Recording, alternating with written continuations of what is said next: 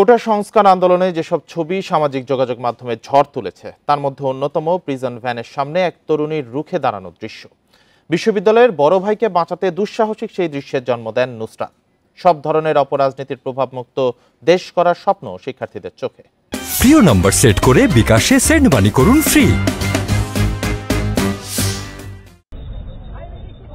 31 জুলাই বৈষম্য বিরোধী ছাত্র আন্দোলনের ডাকে সাড়া দিয়ে হাইকোর্ট এলাকায় মার্চ ফর জাস্টিস কর্মসূচিতে অংশ নেয় স্ট্যামফোর্ড বিশ্ববিদ্যালয়ের শিক্ষার্থীরা।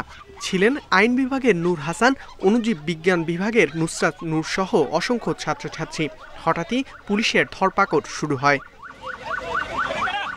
এ সময় বিশ্ববিদ্যালয়ের বড় ভাই নূর হাসানকে বাঁচাতে দুঃসাহসিক কাজ করেন নুসরাত। জীবন বাজি রেখে একাই দাঁড়িয়ে পড়েন প্রিজন ভ্যানের সামনে। যখন গাড়ি ছেড়ে দিচ্ছিলেন আর আমি ওখান থেকে ভাইকে নিতে দিব না, তাই আমি কোনো উপায় না পেয়ে গাড়ির সামনে দাঁড়িয়ে যাই।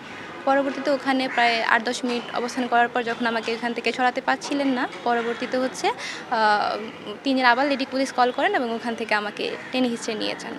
তবে নুসরাত সহ বাকিদের শত চেষ্টার পরও নূরকে আটক করে পুলিশ। প্রথমে রমনা ও পরে নেওয়া হয় শাহবাগ থানায়। যদিও শিক্ষার্থী ও বিশ্ববিদ্যালয় প্রশাসনের চাপে তাকে ছেড়ে দিতে বাধ্য হয় পুলিশ।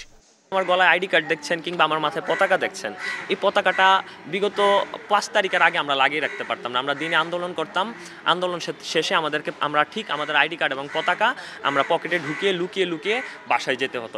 ছাত্র আন্দোলনে গুরুত্বপূর্ণ ভূমিকা রাখে বেসরকারি বিশ্ববিদ্যালয়গুলো। এখন দীর্ঘদিনের অপরাজনীতির প্রভাব থেকে মুক্তি চান শিক্ষক শিক্ষার্থীরা। যেহেতু সরকার আওয়ামী লীগ সরকার ছিল, আমাদের অনেক শিক্ষকরা রাজনীতির সাথে ইনভলভ ছিল এবং আমাদের অনেক শিক্ষার্থীরা বিভিন্ন রাজনৈতিক মহানগর বা থানা পর্যায়ে ছিল। গবেষণা বলেন, পড়াশোনা বলেন, শিক্ষক নিয়োগ বলেন, বেতন ভাতা, এগুলো যেন কোনো রকম কালো ছায়া বা প্রভাবমুক্ত থাকুক, যেটা এর আগে আমরা ভুক্তভোগী ছিলাম, বাট এখন আমরা চাচ্ছি যে সংস্কারটা ভালো মতন হোক। নুসরাত ও নূরের বিরচিত সেই মুহূর্ত স্মরণে ক্যাম্পাস এলাকায় গ্রাফিতি এঁকেছেন শিক্ষার্থীরা। ইকরামুল কবির, ইন্ডিপেন্ডেন্ট নিউজ, ঢাকা।